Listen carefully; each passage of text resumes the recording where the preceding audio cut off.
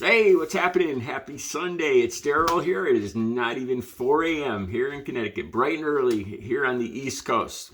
Okay, there's some days where it's not just one story that gets my blood boiling, my attention, gets me thinking of analogy, like this is ridiculous, and analogies, and I can't believe this, There's two of them, or three of them. Today's one of those days, okay? I'm going to talk about three different stories. The links will all be down below. The first two are going to be short. The best one, the biggest, I don't know what else to call it. I don't like just to use the plain word liar. The third one is more of just like a wingnut, really. Let me just start at the very beginning. First person I'd like to talk about, Ron DeSantis. He came out, now supposedly, he did let 1 million COVID tests expire in a warehouse. To be honest with you guys, I've never used these. I didn't even know they expired or they expired that quickly. I had no idea, but apparently they do.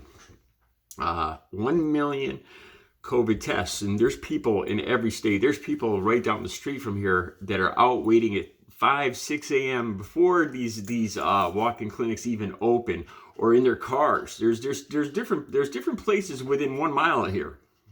I think 3 different places where people are lining up before the sun even comes up. Okay, so Ron DeSantis comes out yesterday, Saturday, or it was Friday or Saturday, and he comes out and he talks about how people never tested before COVID. People shouldn't. He's basically trying to talk down testing. He's saying before COVID, nobody tested for anything. He said you get sick and then you go to the doctor. I'm getting to the point of this in a second. And so people obviously bring up cancer. People get tested for cancer or mammograms all the time. But what DeSantis is trying, there's more to the story here. What DeSantis is trying to say here, he's trying to slip one through. He's trying to say that all these people waiting in line are they don't have any symptoms. The only reason they're getting tested is just because they want to get tested. They're nervous about getting COVID. So people like me, we're getting in line. We're going to the front of the line, getting tested. Okay, negative. Then we go back to the back of the line. Well, maybe I got COVID while I was waiting in line. So I go back to the back. So he's trying to paint this image that no, that doesn't make any sense. I haven't gotten tested, and I'm not going to get tested. There's no reason for me to get tested. He's painting this image where he's making it sound like people are just getting tested.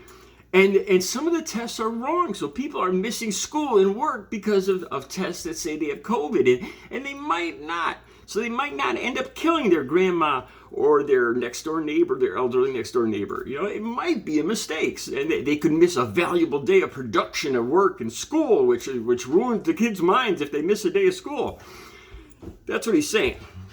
And what he's trying to make it sound, no, the people that are waiting, I talked about this before, the people that are waiting in these lines, overall, are either people that have symptoms and are scared, they're sick. There's a lot of them. As you can see, I think we hit over, 750,000 cases, if not 1 million cases, I think we hit in one day in the United States. So all these lines, yeah, they're people that are showing symptoms. Not what Ron DeSantis is trying to portray, that they're all just healthy people that are just nervous. They're just, they just want to continually get tested. No, that's not the case. And then the rest of the people waiting in those lines are people that refuse to get the vaccine and are being mandated to have a test so they don't get everybody else sick where they work. Those are the people waiting in line. I don't know what kind of, this is a fallacy argument, a straw. I know I was never familiar with this fallacy argument, straw man argument, those kind of things. But it's one of those. All right, enough of that. Donald Trump. This is going to be short and sweet. He's on One America News, and he never fails to amaze me. Just when I think he can't say anything more ridiculous, he says something more ridiculous or dishonest. So he comes on there and he starts talking about the crowd size. You guys have probably all seen this video by now. He gets on there. I think this was January 6th or the day after, January 7th. And instead of a sane man who everybody is saying, rightfully is saying that he fired up the crowd that went down and took action and tore apart the... I didn't know they did certain things in the hallways. Like Joe Biden said, they defecated in the hallways and rubbed it on the walls. I wasn't aware of that. I don't doubt it for 1 second. So anyway, instead of downplaying the size, he says the size was the biggest. He just talks about the huge size of his crowd, and the lying media never talks about this is what he's bragging on the day of remembrance, where this is one of the worst days in American history. For something he did, he brags about how many people were there. This is the man that some of you want to put back in the White House. You know, if he really cared about America and he really had some legitimate gripes against Biden, maybe he would talk about, I don't know, maybe superconductors, how we could bring manufacturing superconductors back to the United States. That's something I'd actually listen to that. Or the supply chain, how to beef up our supply chain, how to make things work smoother. Any good ideas like that. But no. He's talking about the size of his huge crowd. Well, he sits there with his massive tie. Good God. You know, if I have never seen a man with a more obvious case of size issues than Mr. Mushroom. I've never seen a man with a bigger problem, a bigger case, a lack of self-confidence of his size in my life. And to top it all off, the one time that the lady, the reporter from One American News, the one time she talks, she goes, "It was massive."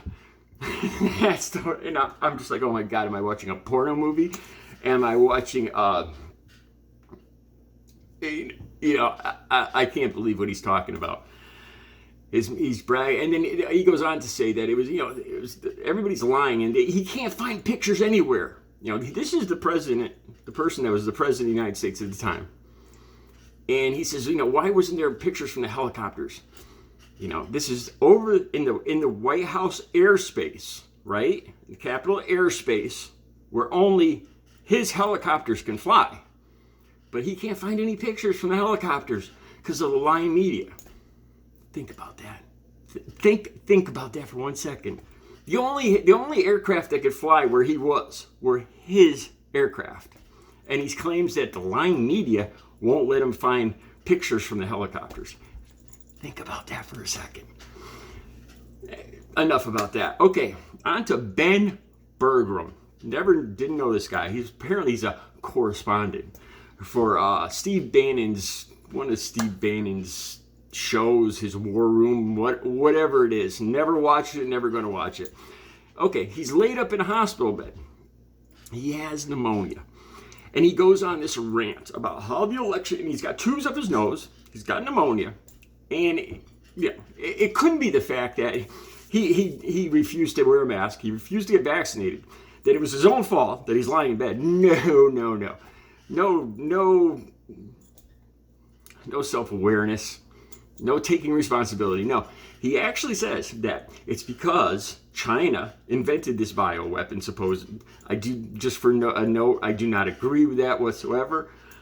Because there were previous SARS epidemics that did come from a transfer from bats or whatever, from monkeys.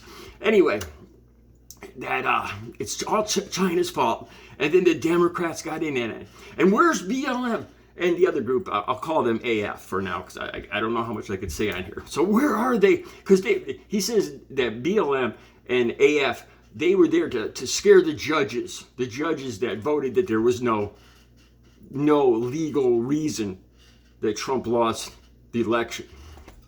So he's blaming, where's BLM? And he said, it's Occam's razor. So he goes on this whole thing that the Democrats came up with this to lock down the country, to vote by mail, and BLM, they scared the judges so the judges wouldn't vote.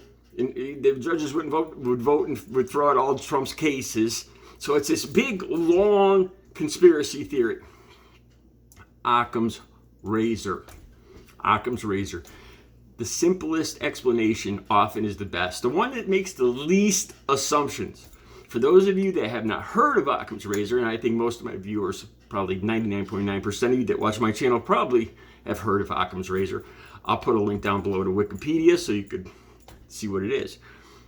The simplest explanation is the best. This guy is nothing more than a flat earther. That, well, it's because this happened, and then this happened, and then this happened, and then that happened, and that's why I'm in the hospital bed and Donald Trump isn't president. No, it's because you're an idiot. You didn't get vaccinated. You stubbed your nose at a worldwide epidemic, and because Donald Trump lost because he's an idiot. Simplest explanation. You guys, the links will all be down below. You guys have a great Sunday.